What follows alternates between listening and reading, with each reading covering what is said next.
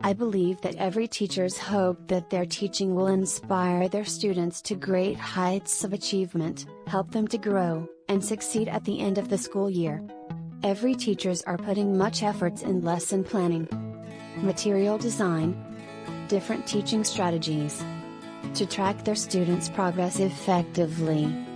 There is always a question in teachers' mind. How can we really track students' progress? Unless you have a guideline to track it.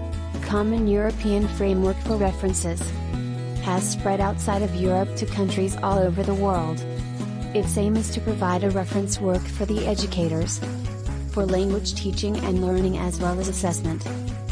Here I am, Hui Yun from School of Education, want to tell you about what is CEFR framework, CEFR aligned assessment, and its implications.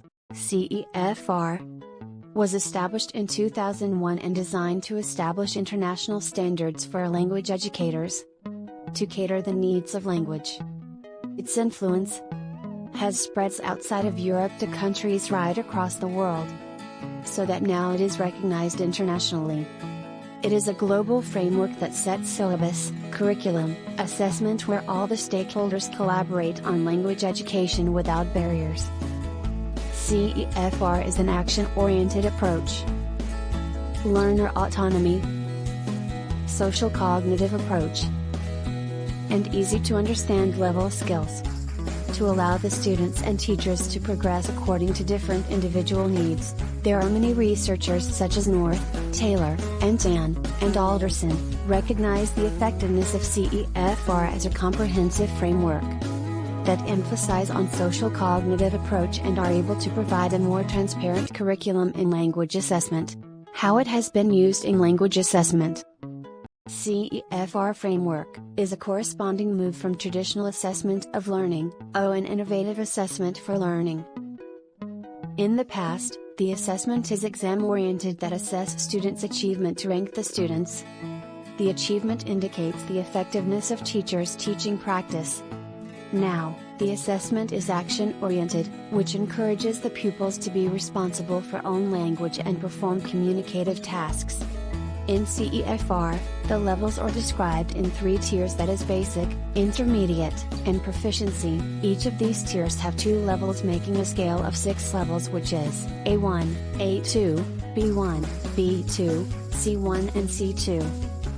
Also consists the detailed descriptors of what a learner are able to do in a language as they progress from the lowest level to the highest, that are associated with feature 4 skills, which are listening, speaking, reading, and writing.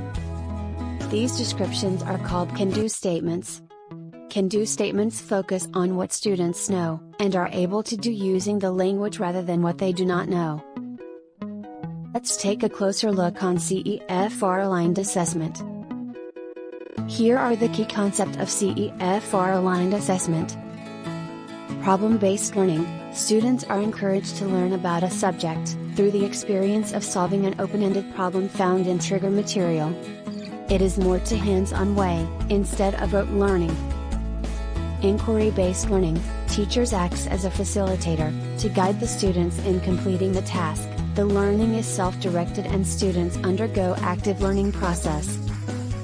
Task-based approach. It focuses on the ability to use the language authentically in performing meaningful communicative tasks. Students acquire the language and use it in context.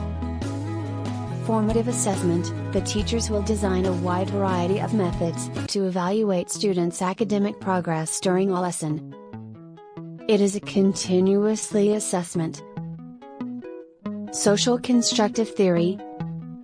It claims that all knowledge develops as a result of social interaction and language use.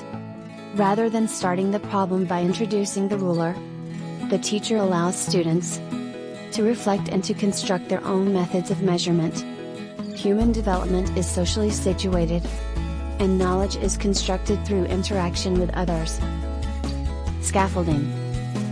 The role of the teacher is to provide guidance, so that the learners can accomplish certain tasks they would otherwise not be able to accomplish on their own. The goal is for the learners to become an independent learner in solving problem through self-discovery. McKellen's needs theory.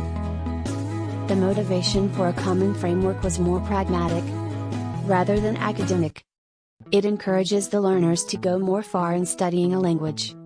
To reach the achievements. The more the achievements they make, the higher their performance, because of higher levels of motivation. Let's look at the implications. In social aspect, CEFR provides various strategies for the teachers to conduct different communication situation lesson that will enable the students to acquire the language through purposeful communicative tasks and reflect the importance of connecting the language learned in real-life situation. In academic aspect, it assists the students in setting their goals, monitoring their progress and also experiencing self-assessment. Besides that, teachers can design a lesson with observable and measurable outcomes to measure students' achievement and assess their learning. Lastly, in psychological aspect, CEFR, with the aim of action-oriented approach, is believed will help the students in lowering the affective filter and develop high self-confidence in exploring the knowledge independently. This will indirectly arouse students' curiosity in language learning intrinsically to enhance cognitive process. All my findings are intended to use to support my research on the effectiveness of CEFR-aligned assessment in Malaysian primary school. I hope you gained something from this video. Thank you for watching.